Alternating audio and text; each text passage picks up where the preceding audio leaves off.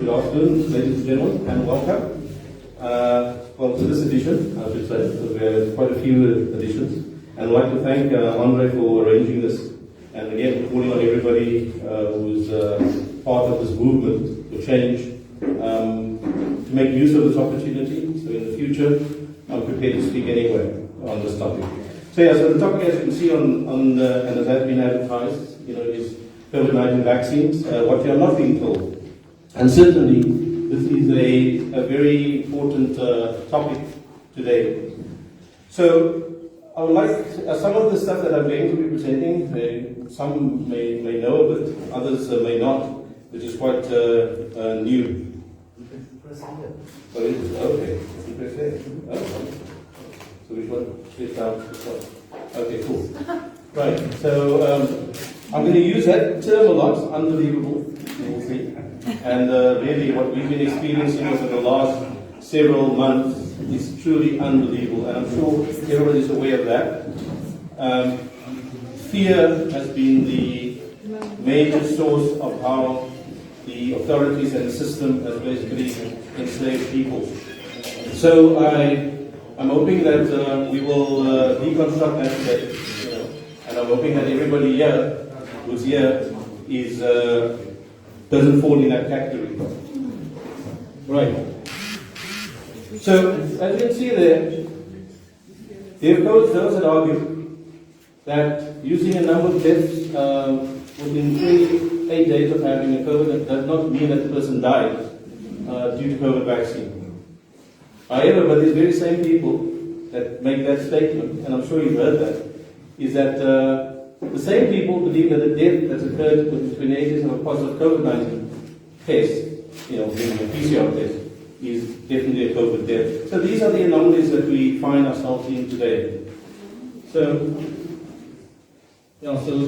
And I'm sure everybody has heard this figure being quoted everywhere, that basically, and in certain age categories, it's actually 99.98% of recovery.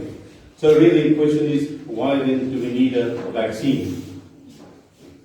So, let's just continue.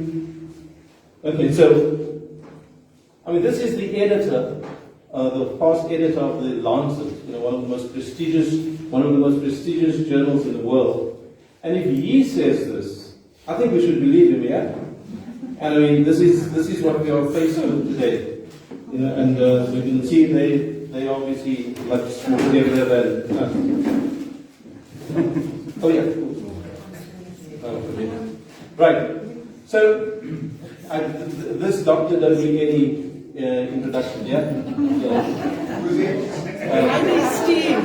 Anyway, Steve. You sure have heard of this individual, and clearly he's not going to stop until all of us are vaccinated. And this is why we clearly need to be vigilant in this fight, and I make no bones about it that we're in a war, right? We're in a war. You're right. And we're in a war against the elite. And this is one of the pockets of the elite, right? So we need to. So let's get to it. So some of the new information that has come to light, and I'm sure everybody has seen the pictures, and I hope I'm going to be able to interpret it well. So look, I'm hoping that in the time I have, we'll be able to cover most of the issues. If not, then we'll leave it for question and answers, okay? So of course the blood analysis that has come to light, the pictures is absolutely frightening. And I think, in fact, probably I just need to represent that, and then we basically covered everything about the vaccine. So that, then we'll have a look at the data, okay? And we'll look at how the data is being fudged. And then hopefully we're going to be answering the question, is the vaccine actually necessary, right? And of course, what is the vaccine as well? And then hopefully we're going to be getting to some of the safety concerns and so on. Of course, I don't think we're going to be able to get there, but we're going to try. Maybe in question and answers, we can get to alternative treatments and so on. I'm sure ivermectin comes to mind, Conflicts of interest, the conflict of interest is absolutely staggering if you just look at some of it. So hopefully we can get to that. Right. Blood analysis. Right. So on the left, sorry. Right. So if you look here, this is what a normal blood cell looks like, right? Now, by the way, I'm not in any way a physician. If there is physicians in the here, please assist me, right? But I'm going to try as best as I can to try and interpret this, and I'm sure you're going to be falling off your seats. So this is what a normal blood cell would look like, fairly round, and many small capillaries. They are basically the size of a red blood cell, and it smoothly flows through based on its shape. Okay, so here you can see blood cells from the vaccinated person has already changed in its morphology as well as its look, right? And this is only after a few days. And then this is quite interesting here. As you can see, these white spots, which is not seen in the case of the normal blood, is very interesting. Well, of course, people have got the suspicions what it is, and they've done the analysis now, and we'll go through that. But of course, many people are suspecting that this is graphene oxide that the Quinter group has basically identified. They were in fact the first who have identified this aspect. And on the right-hand side, just below, this is that it's a light field, this is a dark field microscopy, basically. Anyway, so it basically reveals the same white spots, which is not seen in normal blood. Okay, and it's only basically seen in vaccinated blood. And as you can see here, this is interesting. As you can see, the jagged edges.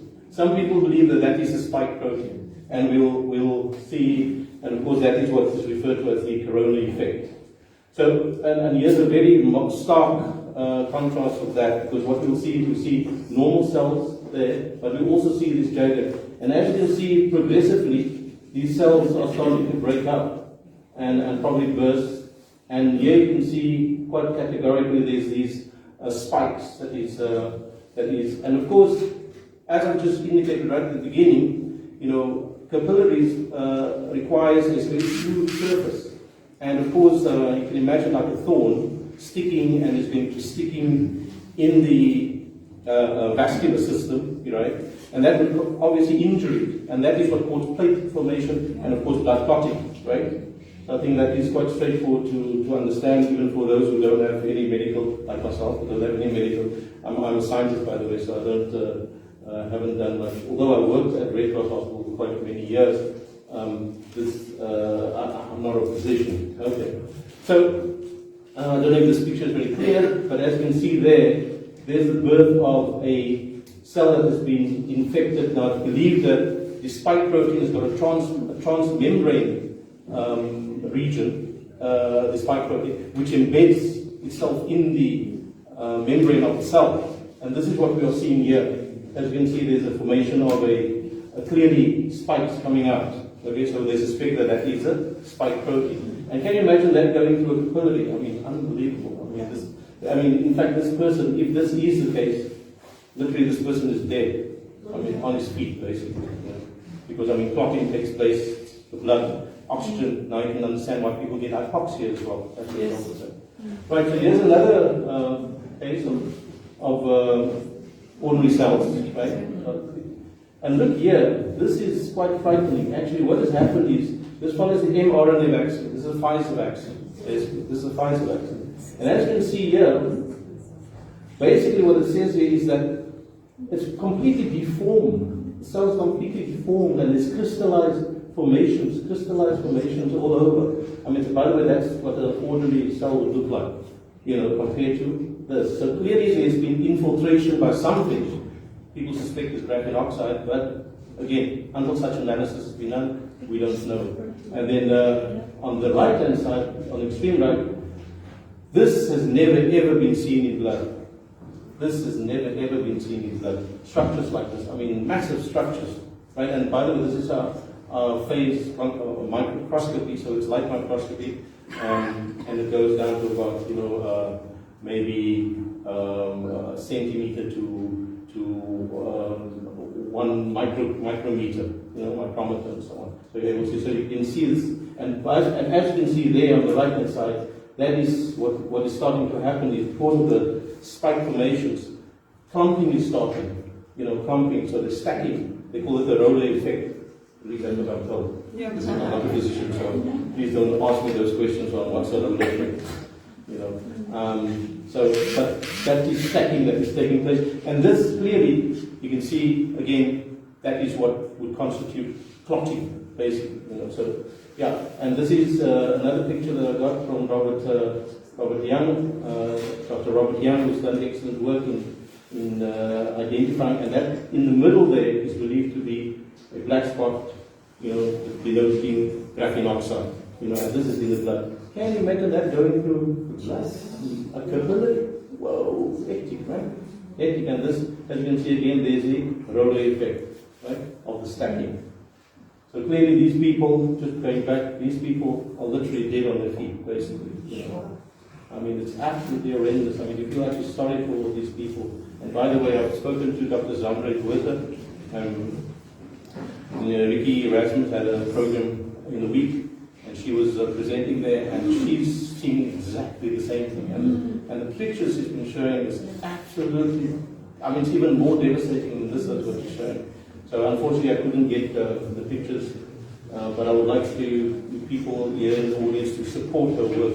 It's vitally important because clearly the people are starting, the physicians and who are starting to speak out, they are being ostracized and demonized in their workplace. And here you have, this is a aqueous, so basically somebody had taken the vaccine, the Pfizer vaccine, the vial, and they've actually taken pictures of it, again, microscopic photos, okay? And this is the vaccine on the left-hand side, right? This is the vaccine on the left-hand side, and you can see all these weird-looking particles in it, you know.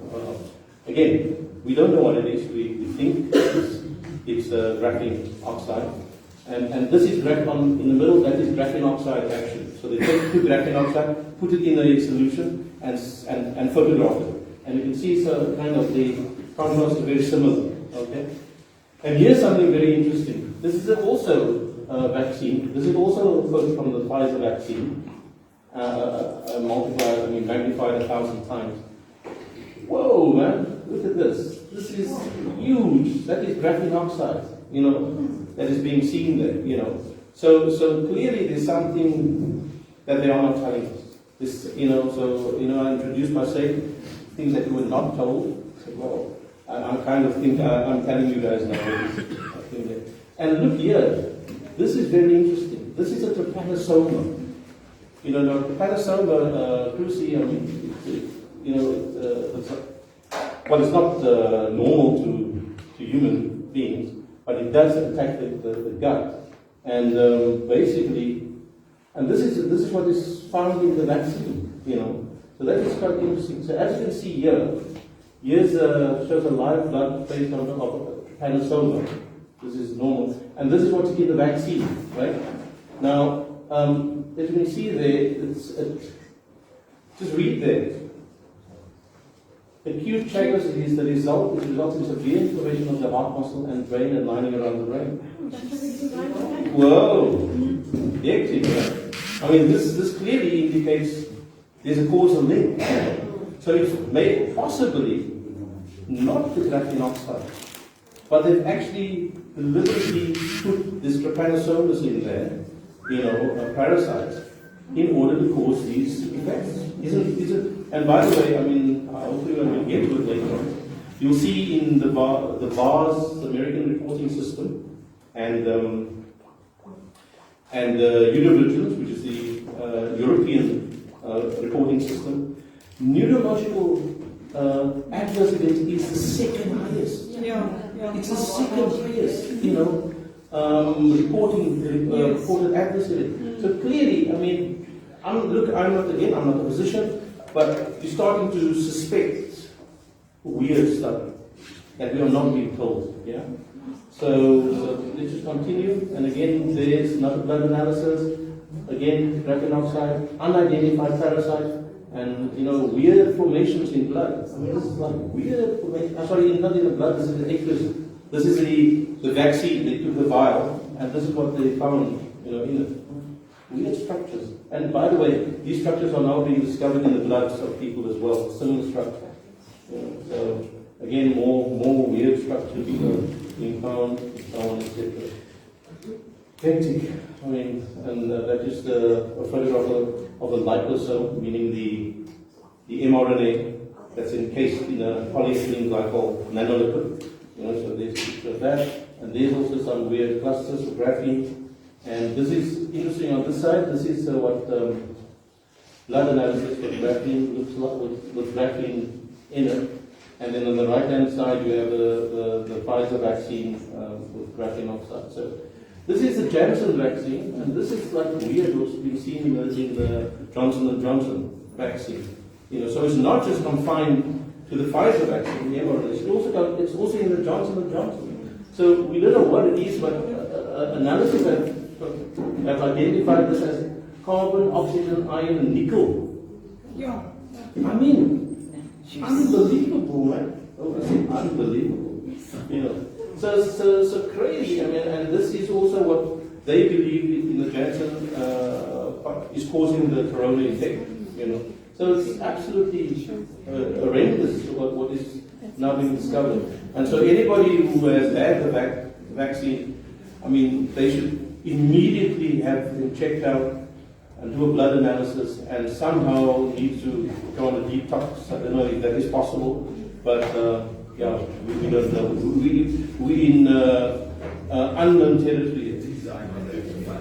Yeah, the G time is basically just to see if there's any clotting, taking place, but it doesn't test for this stuff. Right? It doesn't test for this stuff at all. So this is Dr. Barbel Itala, German. She's, I'm sure everybody is now aware of what the Germans have discovered. And this is what they discovered. This is in the blood. Yuck! It looks like it. And I mean, can you imagine what this does to you as your blood flows in the capillaries? I mean, it's just crazy. Here is some of the results. Look at this. This is in the Pfizer. This is the kind of structures that is found in the Pfizer. The people who have been injected with the Pfizer. This is the kind of stuff. I mean, it's unheard of. People have never ever seen this in blood analysis before. And this is what I hear from Dr. Jean-Red Water. The other person is Dr. Steve Hansen. In South Africa, they also discovered this weird stuff. It's unbelievable. So that's the Pfizer, that's the Johnson & Johnson. So you can see, that's something similar structure that I've shown there. And then this is the AstraZeneca. That's in all of them. So basically it's in all of them. So it's a DNA vaccine as well as the mRNA vaccine. Okay, and there's more. I don't know if you can see that clearly, but there's also another structure similar. There's structures, this is another fibrous body in blood from patients with has taken the vaccine, and there you can see it's absolutely blood from a vaccinated. Unusual. This is also, so basically what they've done is they've taken, by the way, SiO2, silicon oxide, is basically graphene oxide, basically, So these are the flakes, and so these are the graphene oxide flakes. This is what it looks like. So I just want you to, sorry, I should go back. So if you look at these type of shapes here, these type of shapes that's in the blood, that's found in the blood, isn't kind of similar to these type of shapes here, right? So this is why people are starting to suspect that it is graphene oxide, and that by the way, this is independent. This is not just the Lecuende group, the Spanish group. So people all over the world is starting to confirm what the Lecuende group has found, that these type of things. And this is just another, on the left-hand side, that is a sample test of the Pfizer vaccine, and this is graphene oxide. So it kind of looks very similar, yeah? It's like a Picasso painting. Yeah, absolutely. And then this is an interesting, it's not very clear, but I'll explain it. This is a neutrophil. Neutrophil is your innate immune system has got certain cells, cells, white blood corpuscles, that basically is your first issue of attacks, right? So if any infectious agent comes in, it attacks. So neutrophils is one of them. You can make karyocytes, platelets, eosinophils, basophils, these are all your first responders. In any infection, these are your first responders. And this is a neutrophil, is one of them, right? And that the purple stain is a neutrophil, right? They're neutrophils. Because you can basically stain them differently under microscope in order to identify white blood corpuscle separate from a red blood and so on, using different stains. And this purple is the neutrophil. Now that's a normal neutrophil, right? Look what has happened here. This is like fibrin. It's been destroyed. It's been like. So they believe that this is a graphene oxide molecule, and basically they believe that because of all these weird structures and stuff, and maybe the graphene oxide has caused the neutrophils to be destroyed. Now what does that mean? I mean, it doesn't take a rocket science. I know physicians. Maybe some of you are not physicians, but what does it mean? Your immune system is being destroyed. Yes. Effectively. This is what it means. So now you can also understand why people are getting breakthrough cases. Yeah. Why more and more people, even despite they getting the vaccine, they're becoming infected. Why? Because the immune systems are being destroyed, basically. So it's like horrendous. But you guys may not understand what it is, but I'm going to try for those who are scientists may understand it. I'll try and explain. This is a UV absorption spectrum. Now I'm going to go into the analysis. We're going to try and identify what this is. That we are seeing. The structures that we see. Okay, so this is what they've done is, this is a UV spectrum. So basically what happens is every molecule chemical has got an EM profile, electromagnetic profile, right? By virtue of it being molecular, molecular. So every atom that is on Earth has got a particular EM frequency, right? It resonates at a particular level. And the UV basically, I'm sure when you go back to my disco days, when they had the UV, you see the halo. you see the halo, yeah? You see the halo around you with the UV. So that is effectively what it does. When UV is shone on any chemical, it exhibits a kind of spectrum, a spectrum. And basically, you can actually measure this. You can actually measure this in a photospectrometer. Okay, a spectrophotometer. Okay, they call it. And this is the profile that you see here from the mRNA vaccine. Okay, this is the profile that you see. Okay, now Pfizer is an mRNA vaccine. So DNA, RNA. Absorbed at a particular frequency, 260 nanometers. Okay, always does that. Okay, and you can see here. I mean, you may not be able to see it clearly, but there is that 260, so it will have that peak there. Okay, I want you to take note of that. And then this edge here, very important. Okay. By the way, this measures, as I said, we're looking specifically at the RNA in this case, right? So this will be a profile. Now, I'm going to be able to explain it very clearly. So here we have, that's the black is the RNA, right? So that's a typical at 260 nanometers. At 260 nanometers, right? Now, that means that it will always absorb like that with this pattern, always. It will never change, okay? But look at this. This is the pattern that I've just shown you of the mRNA Pfizer vaccine. Very different from the RNA. You can see there it goes up, and there is the dip in the RNA, normal, ordinary RNA. But the mRNA vaccine is quite different, right? It's quite different. And guess what? When we overlay the graphene oxide with it, when we overlay the graphene oxide, look where it absorbs.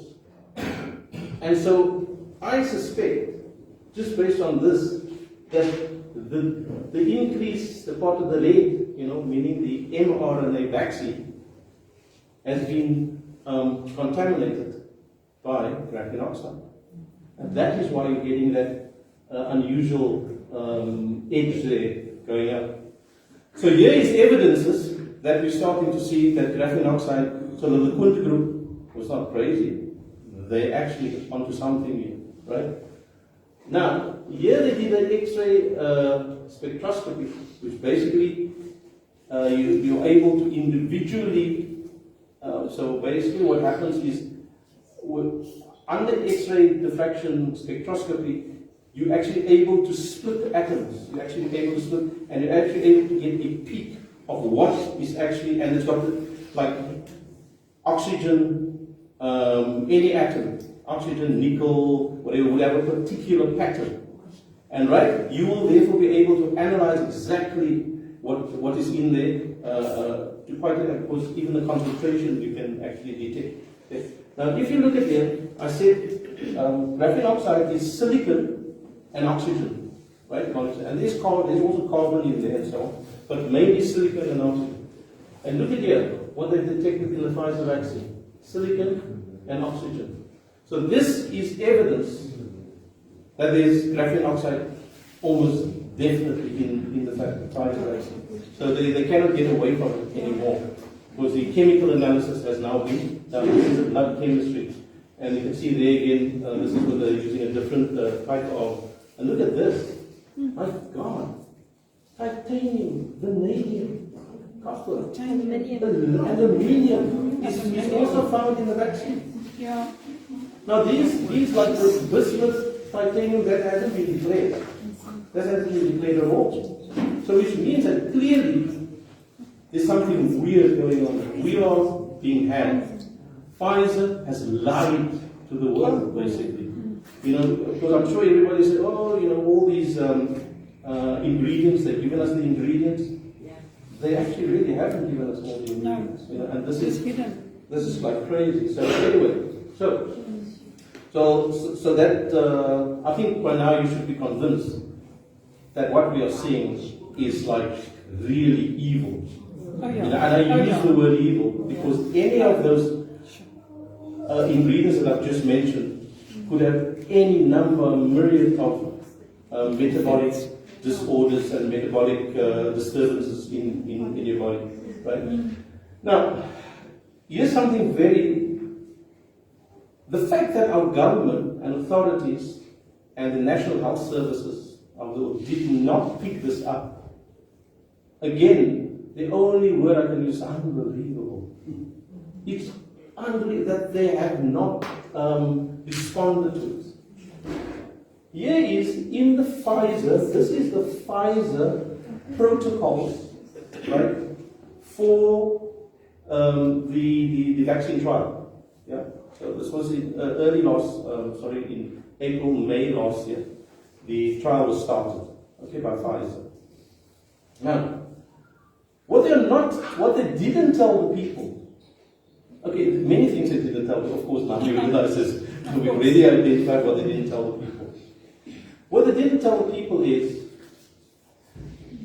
now, was it Professor Salima Karim, or was it, I can't remember, that said the pregnant females can now be vaccinated? Yeah. I'm sure everybody heard that. Yes. And when he hears this on YouTube, he knows he said it. Because I'm quoting. Now, listen to this, ladies, especially the ladies. Exposure in the protocols of Pfizer, and for the legal mind, please, Sabelo, you guys must jump on this.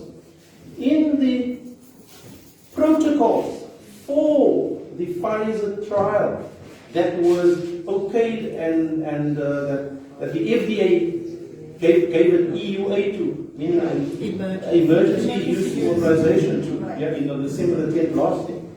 This was contained in the trial, in the papers, in the protocols. Exposure during pregnancy. They say a female participant found to be pregnant while receiving after discontinuing study intervention is found to be pregnant while receiving or after discontinuing study intervention. You know what study intervention is? Being given the injection. The Pfizer injection. It means that they knew that pregnant females will have an adverse event to the Pfizer vaccine. They knew it. That's why they put it in the protocol.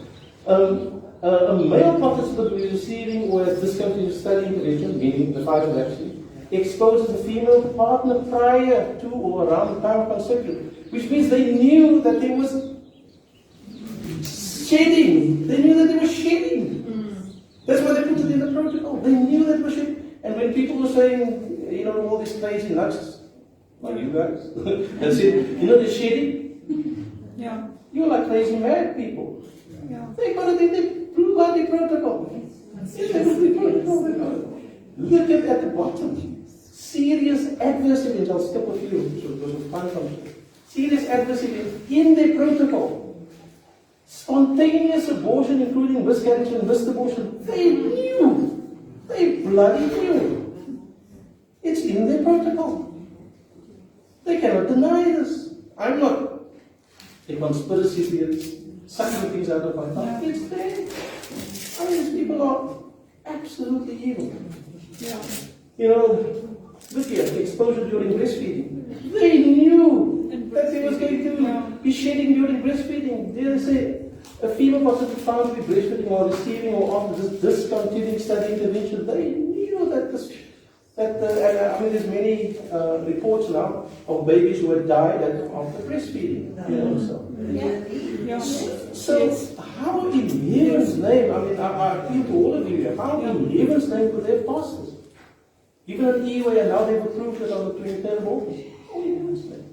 You know, people was this time. You will want that along because I've been on and on. Okay, so. Occupational exposure, you know, nice modernist terms, you know, hyphenated terms. Occupational exposure, you know. What it basically means is that an occupational exposure occurs when a person receives unfair direct contact with the study intervention. What does that mean?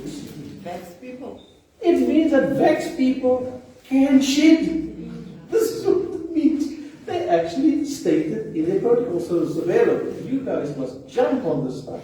You guys must jump. The fact that, I mean, Ryan Flumic and these guys haven't jumped on this, I can't understand it. You know, from a legal point of view, they disclosed it in their protocols, but they just kind of, you know, hope that it would go away and I wouldn't pick it up. Yeah, so, This is crucial now. I'm sure by now everybody, the next natural immunity versus vaccine immunity. And I'm sure this has now become a major issue, right? And in the next two slides, I'm going to debunk the fact that vaccine-induced immunity is the way to go, right? Actually, natural immunity, the thing that God gave us, is best. Okay, here we go. Yes. Right. So this is the famous study. Now it's a famous study. You know, and if it's not a famous study for you, you guys must go and get it and read it because it's in your interest and you can use this in any legal challenge. You can use this any corporation that wants to fire you. You say, I've got natural immunity. You know, I've got the antibodies, so I don't need to have any vaccine. Okay, right. So yeah, comparing SARS-CoV-2 natural immunity to vaccine-induced reinfection versus regular. Effective. I won't spend long because of time constraints. Effectively, what they've done, they took individuals that had previous infections, right? Maybe like last year, right? And then in January became vaccinated, yeah. And then they took people who were vaccinated in January and had a previous infection. No, not like a year ago, but like infection during the vaccine, right? And then they took also people who had one dose, previous infected who had one dose, right? So effectively what they wanted to test was, did previous infection actually protect you against the breakthrough cases in vaccine?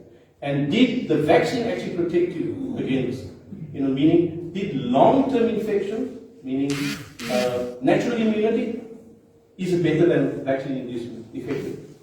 And effectively what it means for this one, meaning where you were vaccinated and became infected, your risk for infection increased by 13-fold taking the vaccine. Your risk Yeah. increased 13-fold by taking the vaccine. Right? So that means to say, and therefore, and here again, previous infection, meaning that you had previous infection, meaning you had natural immunity, right? Your risk decreased to 6%, which is sixfold, meaning that natural immunity was actually better, compared to 13-fold. So effectively, natural immunity gives you long-term, because basically you were infected in March last year. So effectively, you had antibodies to protect you, right? So this, and then of course, it also reduced hospitalizations. It also reduced, meaning that people who had natural immunity reduced, and people who had vaccine hospitalization increased. There was a greater risk for people who had been vaccinated. Israeli study, and the Israeli study, we would accept why? Because they are the most vaccinated community in the world, and they had in fact Netanyahu basically given the Pfizer, the signed an agreement that the entire population can become guinea pigs for Pfizer. So very few other countries, except maybe for Gibraltar, Seychelles, where most of the people are vaccinated, you can use as markers. But Israel is probably the best marker. And here it is. So when your company comes to you and says, you must vaccinate, I said, I've got antibodies. No. It says, can I quote you the Israeli study? And if they don't know, then you tell them, you're bloody stupid. You don't know. You understand it. Okay, so there's again. The Israeli Ministry of Health announces that there's a decline in the vaccine effectiveness. They announce that there's a decrease. And by the way, anybody know how much it has decreased by now? If the vaccine effectiveness waned by 39%. It's only 39% effective at this point in time. Right? So I'm going to rush through the next few slides. Efficacy, I'm going to rush through this again. This is also something very important. What they are not telling the public. It's important for us to work through it, but again, time constraints, because I want to get to the FDA. If you look at this, can a vaccine with a given efficacy in the study population have the same efficacy in another population? Now remember, our governments all over the world have taken the Pfizer protocol and trial as a measure for efficacy, yeah? Meaning it was subject, they used American population with totally different dynamics, totally different demographics, totally different metabolic, disorders, etc. And it's a completely different. They've just taken that and applied it to the rest of the world. It's not possible, because if you understand, and I'm quickly going to go through this, it's very complex, the relative risk reduction. Relative risk reduction is what is used by the vaccine companies in order to produce a 95% efficacy, right?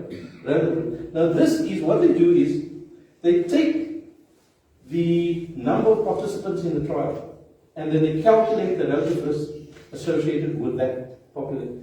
But remember, this vaccine is going to be applied to the population, which the entrants and the participants could demographically change completely to the entire population. So the best way to do it is to take an absolute risk reduction, meaning taking it over the entire population.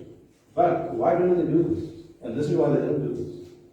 You see, they don't do it because remember everybody has by now heard that the vaccine, Pfizer, is 95% effective. Everybody has heard that. No? And say, therefore, I'm sure for those are not aware, that they only this was based on 170 candidates. What? 170 candidates. out of 44,000 participants in the trial, 170, meaning contracted COVID, after getting the vaccination. And 8 people in the vaccinated group got breakthrough. So effectively, they took 170 participants, that contracted, and only 8 in the vaccinated.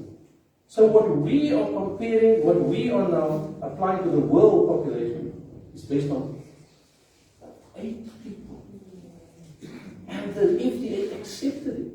Now, the thing is, if you actually calculate it over the entire population, guess what it comes to? 0.84%. Whoa. I want you guys to, I want people to fathom that. So we've been, I don't want to swear,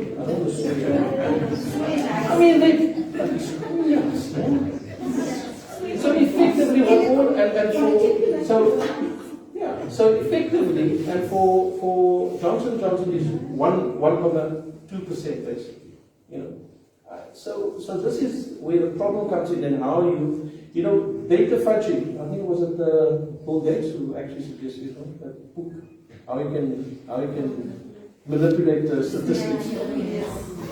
By the book, he was believed Bill Gates when he said that. So effectively, to just sum it up all up, what this all means is that in order to save one person, so effectively, you need to vaccinate 2 people in order to save one person.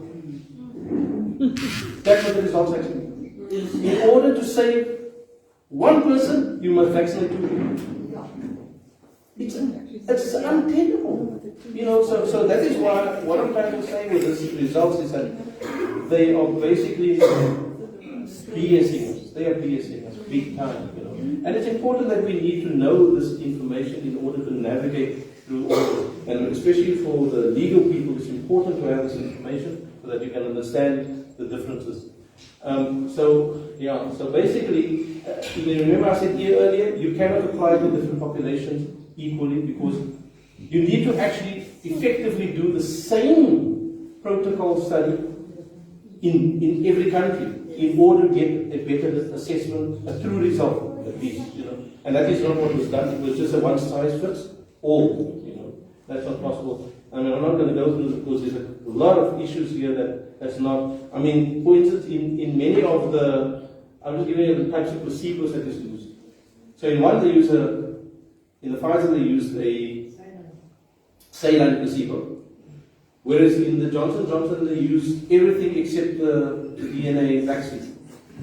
Now, how can you compare you cannot compare the results, and this is a problem. And I've already mentioned the statistical efficacy. The study population I've already mentioned, you cannot apply it. So these are all the mistakes that have been made in assessing different. And we need to interrogate. All of these points you can interrogate and probably spend the entire day here talking about it. Right. Lastly, I'm going to quickly run through this. This was the September the 17th. This is where the FDA sat in order to decide whether the booster injection needs to be given a third booster. Right? Are you going to fall on you? You really going to fall on you off your seats. Because what they've done is tantamount to criminality. And there must be, I think unbelievable is too mild a term. And I'm sure you're going to be boiling by the end of this set of slides. So, everybody now knows the BLA, the Biologics License Application, was granted on August 23rd. Yeah. Right? And so they got approval for it. What people might not know is that the FDA, it was conditional, yeah? It was conditional. Conditional upon 3 premises. 1, the BLA was given on condition that Pfizer makes available the contents of the Pfizer vaccine to the FDA. Remember, listen carefully, not to the world, to the FDA. But this is very interesting because that means that we bloody didn't know what was in it. If FDA didn't know what was in it, we don't know what was in it. So they were BSing us. Yeah. And all the people that have taken the vaccine, they don't have a clue what they've injected into themselves. And of course now with the blood analysis, everybody knows that we don't know. Let's go. So, why did I put that around it? I want to check the date. The BLA, the approval was given on the 23rd. They applied on the 25th for the booster. Just wrap your head around it, ladies and gentlemen. Bloody hell, they knew that the booster was a long time already in the planning. It's like everything else. If the approval was given on the 23rd and they applied already 2 days later for the booster, they bloody well knew that it didn't work, that the vaccine didn't work. They knew it. Yes. Yeah. That's why they were applying for the booster. Okay. It becomes worse. It becomes worse. So here's the Israelis presenting, the Israeli government is presenting. Yeah? And they're making a case for the booster. They're making a case for the booster. I tell you, by the end of it, we're going to be boiling by the end of this. Really, we're going to be boiling by the end of this. So it's presented by Sharon Aloy-Preuss and Ron Miller, right? They are representing the Israeli government in presenting a case for the booster. Because remember, the Israelis already gave the booster. Okay. Now, this is a graph that they presented, and you can see here, just quickly, that is when they began the vaccine drive. Now, they are saying that at this point, they already had an increase in cases. So therefore, in order to stem the increase in cases, they had to give the vaccine. The only problem is, they presented this graph, it didn't stop it. The vaccine didn't stop it, it still went on. And they still presented it, right? They still presented it. I think the lighting is probably not so good. But anyway, the thing is, the important, sorry, my apologies, I misrepresented that, my apologies. This was when the vaccine drive began on December the 20th last year. On December the 20th last year. And of course, this was when was it the second wave? The second wave, yeah, the second wave. And so they began it, and of course, it didn't stop, right? This is when the booster was given.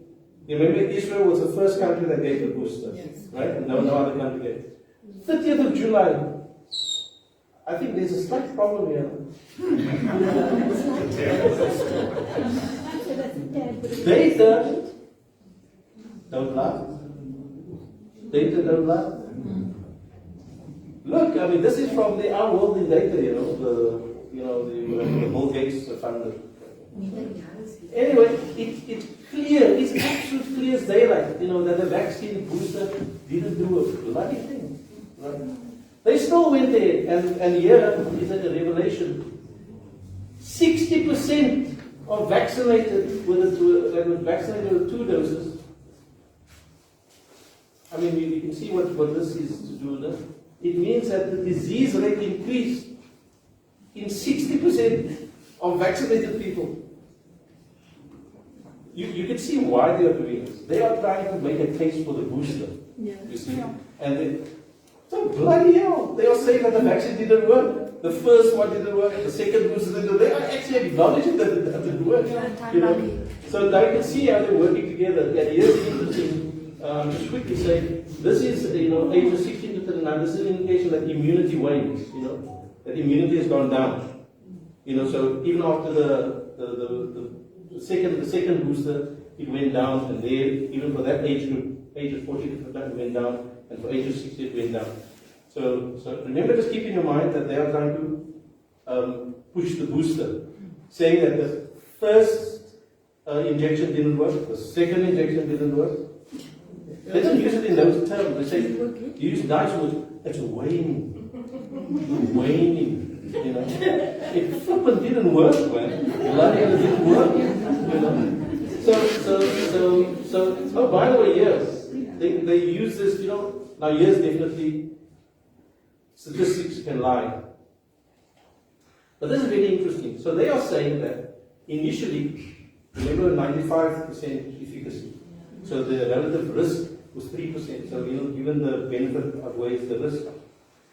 So now they're saying, when in January and March, so when the people were vaccinated, they found that the effectiveness went down, you know, by about fivefold, you know, so it went down, meaning that there is acknowledging that the vaccine didn't protect 85%. But here is where the con comes in, right? Yeah, so there's an increasing hospitalization, and of course, that's why they're pushing for. Now, here's where the con comes in. They've given the third booster, yeah? And this is an indication here. I mean, that actually, as you can see, there's an increased rate, meaning that the protection is increasing. You know, they're presenting that the protection is. The third booster actually protected the people. But here's where the con comes in. They only tested it for 25 days.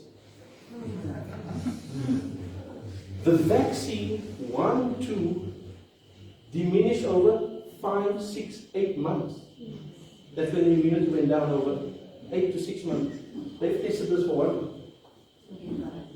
Obviously, you're going to get good results after 1 month. They should really be testing this after 6, 7 months. Is the third booster really? Now, this is how they BS the public with data. This is how the BS. So just quickly run through this, and then, okay, so that, and just go. This is William Gruber. He's now presenting the case for Pfizer. Why a booster is necessary. And I'll run through this. Now, this is very interesting. So they are saying that there's 97% protection, you know, and here 96% and so on. Are you aware that the FDA only sets the efficacy at 50%? You only need to prove 50% efficacy for the vaccine to be administered. I'm not kidding. This is FDA regulation. You only need 50% efficacy, and then you can roll out the vaccine. Now, this is where the joke is. Remember in the previous one I said, in the previous year, I said, where was it about? There. They said it decreased to 85%. So effectively, according to FDA standards, it's still way above. You don't need a booster because it's still 85% effective. So you can see how they're calling people, right? And so we go on. So he says this. No, this, it's unbelievable how evil and how full of lies these people are. If you look at this was a phase 1 booster, and this was the phase 3 booster. Look at the timeline. Now, when did they apply for the booster? On August 25th, and it was heard on September the 17th. Yeah. Now, that's unbelievable. 7 months. Let me just say, they started this booster 7 months ago already. They've been doing it they've been testing it for 7 months on 10,000 subjects. On 10,000 subjects, which effectively is not basically enough, but anyway, be that as it may. I'm going on the timeline. Count back, ladies and gentlemen. Count back. August, right? That's 8 months. So let me say, in January, they started testing the booster injections already. Why would they choose a booster injection? Anybody? Why would they test the booster injection? Because they knew that the effectiveness of the vaccine was waning 7 months ago already. In order to test the booster injection, you need to have data that demonstrated that the vaccine was working, which probably is data that was accumulated over maybe 4 or 5 months. So if you count back January December, November. You end up, they knew last year, September. in August, they knew already that the vaccine wasn't working, that it was waning, in order for them to assess a booster. Aren't these people evil? Aren't these people evil? You know, and here is the result quickly. I mean, that shows that the vaccine is waning, you know, and that shows that the booster, the third booster is working. This is Pfizer's results. Obviously, they're not going to speak against it, obviously. But this is just to show, again, that here, as you can see, the second dose it's lower, and when they apply the third booster, it increased, you know, in protection. So, and then I'll just quickly going to run through this. This was the open session, public session, and there are various people from the public. Ostensibly, the FDA gave the public a right to speak. Whoa. Sounds like a sad part. So this guy presented this, and he said, here's an interesting, from Israeli data, you know, it shows that after 5 months, basically there was a significant drop in the efficacy of the vaccine. So he's presenting that. Then this is a very interesting slide. It shows that looking at the total VARS cases, you know, and I'm presenting this up to the 3rd of September, which is about a month ago, you know, the number, if this is all the vaccine cases reported over the last 10 years, okay, for all vaccines, all the cases. In 2021, you see the increase in reports. Now, clearly, if you go by, visit all the other vaccines other than COVID, you would expect maybe, you know, a peak like over there. Right? So what's the rest? It doesn't take a rocket science to understand what it's like. And this is number of deaths. This is number of deaths that's been reported on average, maybe about 130, 120 deaths that's been reported for the last 10 years, and for all vaccines. And you would expect the number of deaths to be the same. And by now it's by now it's 15,000. Gone is only like 15,000. So this is a bit old. This is a very interesting slide. This is America. In Europe they have also like 6,000. It's like almost in Europe it's almost 27,000 deaths. 27,000 deaths. Now, this is a very interesting slide, you know, and it says it all. So in Israel and US, they started vaccination around about the same time. I think in America it was December 14th. In Israel it was December 20th, 1920. So that is when the vaccination started. And this year, prior to December 20th, this is the number of mutations that you saw in COVID-19. Sorry, SARS-CoV-2. SARS-CoV-2, the number of mutations that you saw. So actually, effectively, very few, comparatively speaking. Oh, by the way, does anybody know how many variants there are in the world?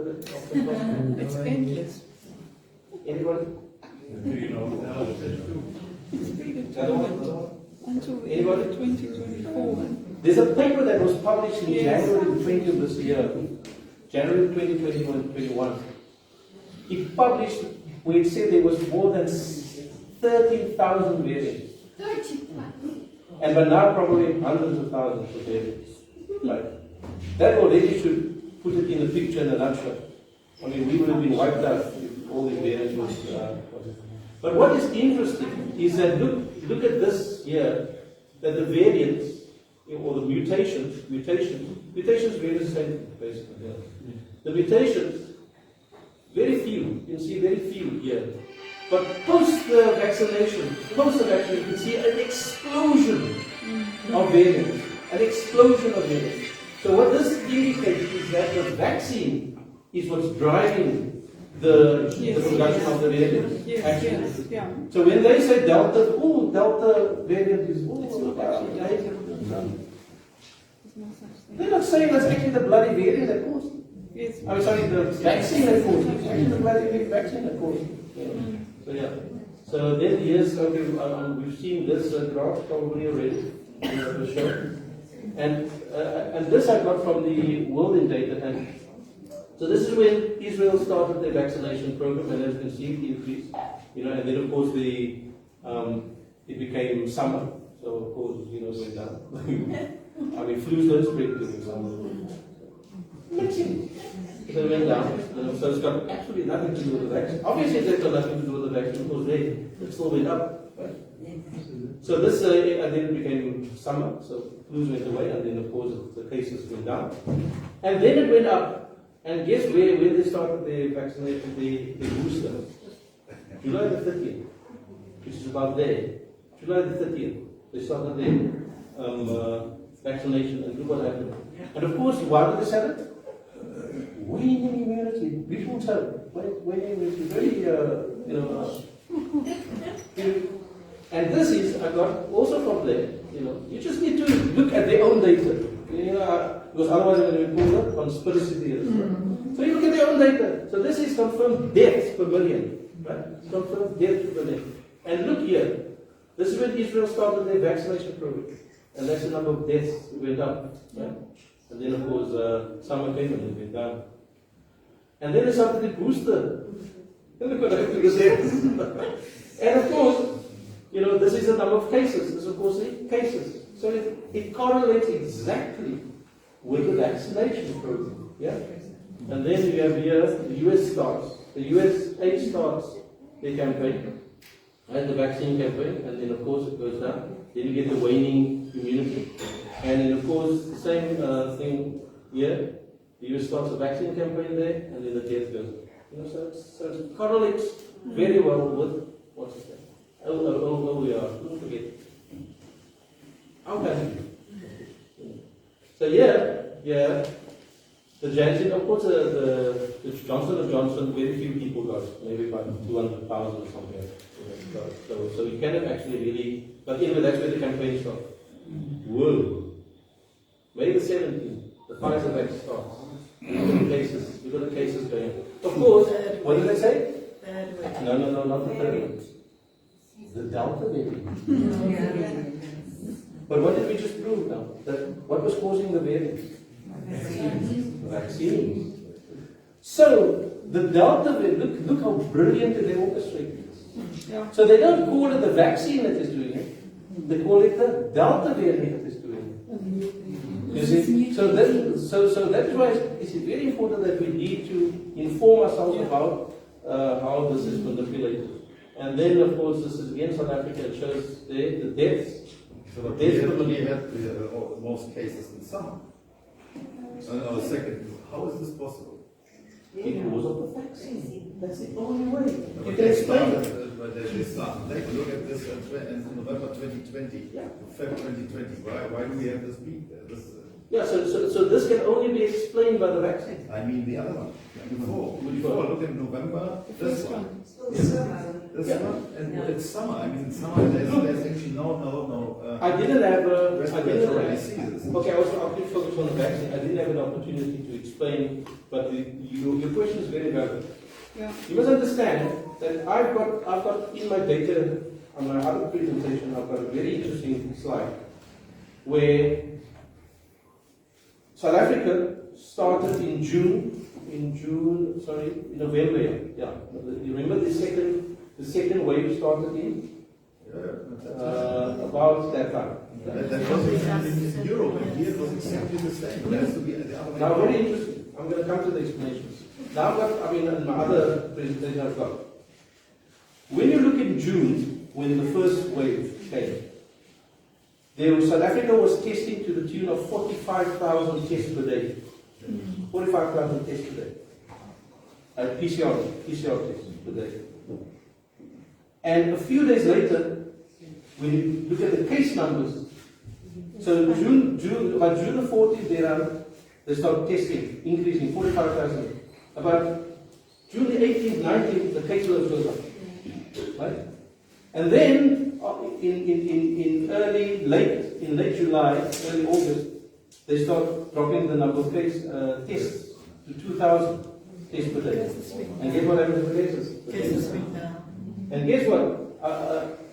And it was also on our world in data. In November, they start increasing the test to about 20,000. Guess what happens with cases? Yeah. So these people are brilliant, and of course, we can do anything with the video test, basically. The opportunity for another presentation I can show you what it is. Okay, so that clearly is an indication there that there's inflation. And oh yeah, so I think we must stop there, basically. So look, I mean, I can go on and on and on the Indian case. You have ivermectin being applied, and you can see there it's going down, right? And then the vaccine campaign starts in India, and what happens? It goes up. So these are clear evidences here, I mean, that I can use. So effectively, what this slide says is that in the Pfizer, within 6 months, what you have is, for every one life saved, 5 die. That's perfect for them. Yes. So and we look at the VARs, and of course that's only 1% of records. For every one life saved, 2 die. And in the ones that we're giving in nursing home, for every one life saved, 6 die. I mean, please, this is clear as daylight, ladies and gentlemen, as clear as daylight that we are being scammed. Their data is showing it. This is not Bible, this is not garnered from our own, this is garnered from their data. It's shown. So, oh, by the way, this is a very interesting. So, oh no, sorry, not this one. Sorry, oh yeah, by the way, this is an interesting one. This was a presentation. This was the trial, the Pfizer trial, that was completed in December last year. Right? The Pfizer famous trial. Participants excluded from evaluable efficacy 14 days afterwards. Ring a bell? No? 1,700, and the placebo for the Pfizer vaccine, 1,709 and 1,500 for the placebo, and in total 3,000. Let me interpret this way. They just didn't tell the public that actually there were 3,300 people that actually was excluded. Why?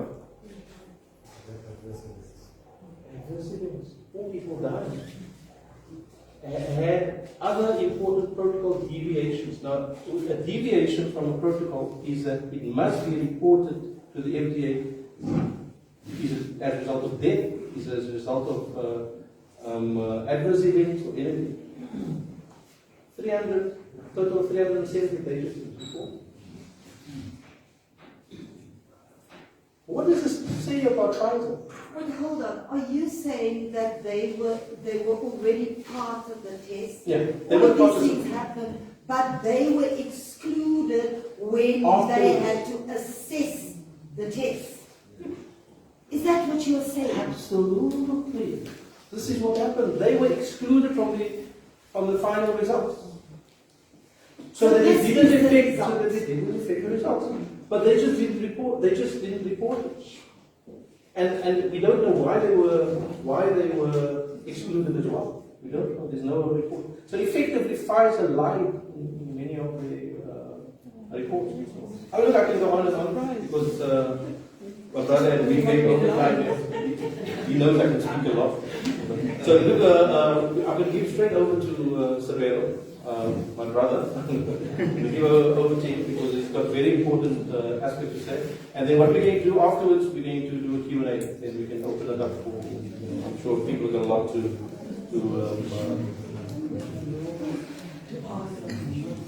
unbelievable.